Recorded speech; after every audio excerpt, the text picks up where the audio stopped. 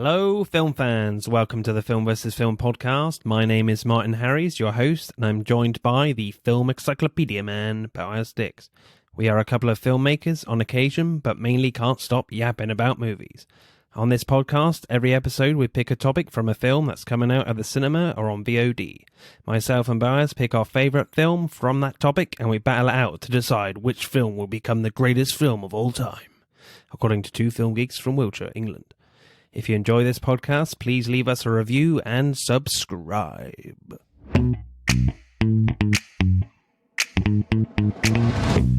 Is the Convergence going to be a major part moving forward, do you reckon, in terms of the whole MCU? Yeah. I think it would be a great storyline to, incorporate more of the characters in, make a giant ensemble film, and have everything lead up to it. They have mentioned it here. It's essentially the first mention that, universes collide into each other. That is based on, the comic books.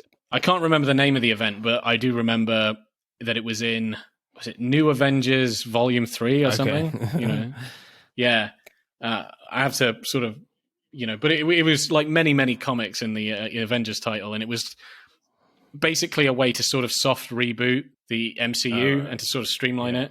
Yeah, so essentially it was a way to get rid of some characters they didn't want and add other characters that they did want and get rid of some of their alternate universes. Oh, okay. So like the Ultimate Universe, it's a way to get rid of that, some of their other universes, and bring those characters, the fan favorite ones like Miles Morales, into regular continuity. Yeah, okay. But it was a very, very strange event in the comics, So I don't think they're going to go that far because it was pretty fucking wacky. Okay. Do you want to know more about that? Yeah, sure. Okay. So it gets really weird, and I'm going to try and simplify it. But essentially, the Marvel heroes find out that universes are colliding into each other. Which is happening now, I guess. Which is happening now. But the reasons why and what actually happens gets kind of weird. So what they find out is if you destroy the other Earth that's going to collide, then the universes kind of pass by each other. Okay. So like the Earths are the collision points, the alternate Earths. So the Illuminati in the comics, they decide to essentially destroy other Earths. Oh, really? So So all of the heroes, so like Professor X and Doctor Strange and Namor the Submariner and whoever else is on the Illuminati, they go to these other universes and blow up, their other alternate Earths to save their Earth. And I think they mind wipe Captain America, so he has no knowledge of this. And then Captain America starts fighting them when he remembers this. All right. Does his own Avengers team because he thinks what they're doing is wrong. And then there are other teams as well that are also engaged. So there's these women called the Black Swans, and they come to destroy both Earths. Yeah. Okay.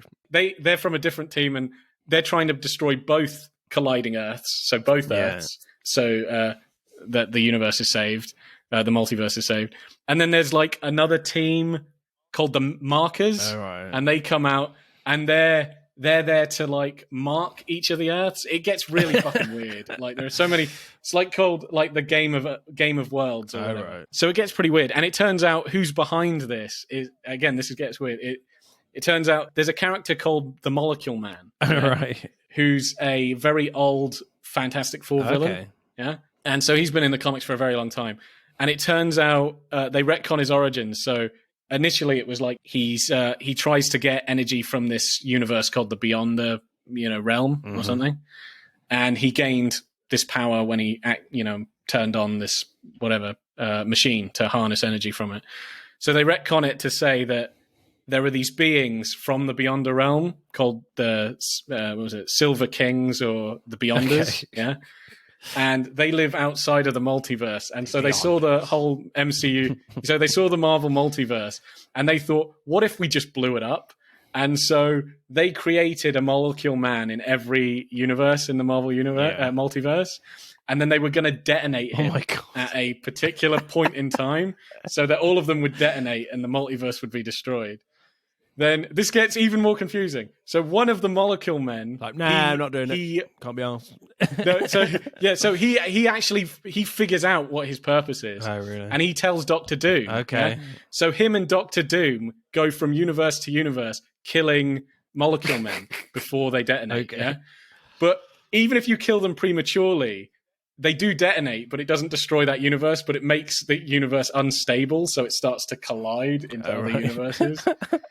And so basically this whole series ends with the Beyonders actually coming to the Marvel multiverse, and they are very powerful. Like, they're just wiping the floor with everybody. Like, each one is got stupid amounts of power, like they can kill, Galactus and the Living Tribunal, everybody. I think they do kill the Living Tribunal very easily. Killing most of the heroes, it's very easy for them.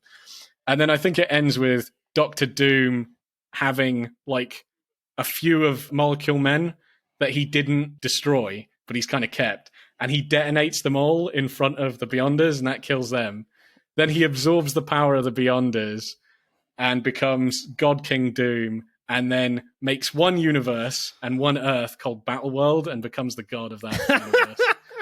And then you have Marvel Secret Wars Jesus Christ. 2015, where they're trying to basically beat God King Doom and Battleworld and all that, and then they reboot the Marvel Universe. So they're not going to do any of that, because that is fucking ridiculous. But that was essentially what the plot was in the comics. Yeah. I think everyone stopped listening now, but all right. Yeah, no, I think their brain has turned to mush. It's just come out their ears, and yeah, that was really confusing. But yeah, that's it for this week's pod. Thank you for listening. We hope you enjoyed it. If you would like to find out more about the podcast or suggest future topics for us to discuss related to upcoming releases, let us know on Instagram at Film vs. Film Podcast and on Twitter at FVF_podcast. Remember, please subscribe. Pod signing off.